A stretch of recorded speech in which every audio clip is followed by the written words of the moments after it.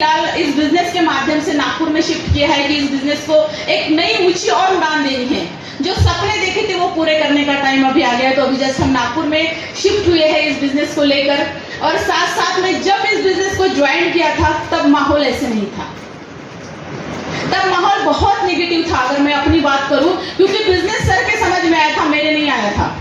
आपके भी घर में ऐसे हो सकता है, बिजनेस आपको समझ में आया, आप मीटिंग में आते हैं, आपका परिवार मीटिंग में नहीं आता तो आपको समझ में नहीं आता है। जब ये बिजनेस सर के समझ में आया, सर ने पागलों के जैसे काम करना शुरू कर दिया, क्योंकि आए थे कुछ एक्स्ट्रा पैसा कमाने के लिए। जितना कमा रहे थे उसमें घर नहीं चल रहा था, परिवार बड़ा था, सास ससुर थे, 3 बच्चे थे और हम 2-7 लोगों का परिवार था। और परिवार चलाने के लिए क्या चाहिए होता है? पक्का इधर भी पैसा ही लगता है, हमारे उधर भी पैसा ही लगता है। तो पैसे से परिवार चलाने में दिक्कतें आ रही थी, क्योंकि सपने हमारे बहुत बड़े थे। सर के भी सपने बहुत बड़े थे, मेरे भी सपने बड़े थे। और एक सबसे बड़ा सपना मैं आपको बताऊं, वो सपना था कि जैसे हमने जीवन जिया, हमारे बच्चे वो जीवन नहीं जीना चाहिए।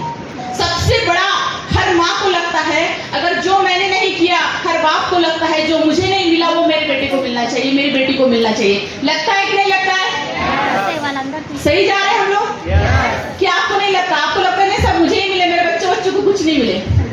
हर माँ बाप की इच्छा होती है कि जो मुझे नहीं मिला वो मेरे बच्चों को मिलना चाहिए। और हम दोनों का भी वही कमिटमेंट था कि मेरा था सर मेरे बच्चे इंग्लिश मीडियम, मैं इंग्लिश मीडियम में नहीं पढ़ी, मेरे बच्चों को मुझे इंग्लिश मीडियम में पढ़ाना है। सर बोले मुझे गाड़ियों का बहुत शौक है, मुझे कार लेनी है। हमारे सपने दिन ब दिन बढ़ रहे थे, लेकिन इनकम का कोई जरिया नहीं था। इनकम मात्र 3,500 का हमारा पगार था और उसमें इतने सारे काम करने थे। बहुत संघर्ष था। 15 तारीख आती थी, पैसे खत्म हो जाते थे। इधर भी होता है ऐसे? कितने तारीख को खत्म होता है? 1 तारीख को ही हो जाता है। आप तो बड़ी लेवल पे जाने वाले थे। मेरा 15 तक तो घी पीट के चल जाता था। 15 तारीख के बाद पैसे खत्म और फिर हम इंतजार करते थे अगले आने वाली 1 तारीख का। इस तरीके से जीवन चल रहा था। कहीं ना कहीं कुछ करने का सोच रहे थे, लेकिन मौका नहीं मिल रहा था। ऐसी जगह फंसे हुए थे, आर्मी में थे। एक बार आर्मी वाले के लिए जोरदार ताली होनी चाहिए कि वो हमारे देश का इतना बड़ा, जब वो बॉर्डर पे है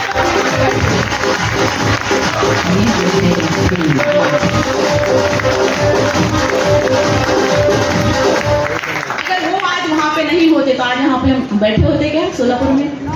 तो उन्होंने मिलिट्री में सर थे, ऐसी जगह पे हम थे, वहां से कुछ कर नहीं सकते थे, किसी को अपने घर में बुला नहीं सकते थे, हम वहां से बाहर नहीं जा सकते थे। लिमिटेशन था, हर चीज के लिए लिमिटेशन था। फिर एक फरिश्ता हमारे जीवन में आया, वो पता नहीं कौन था क्या था, मैं नहीं जानती थी। उसने सर को जबरदस्ती से ज्वाइन किया। सर को आरएसएम बिजनेस कुछ पता नहीं था। चाय के बहुत शौकीन थे, चाय बहुत पीते थे। अब कम कर दी वो बात अलग है, न्यूट्रीचार्ज वालों ने छुड़ा दी, लेकिन उस टाइम चाय बहुत पीते थे। और उनको जिन्होंने ज्वाइन किया था वो एक कुक था, वीआईपी ड्राइवर सर थे, और वीआईपी का वो कुक था, वो सर को चाय बहुत पिलाता था। और सर को ऐसे लगा अगर इसको मना कर दिया तो ये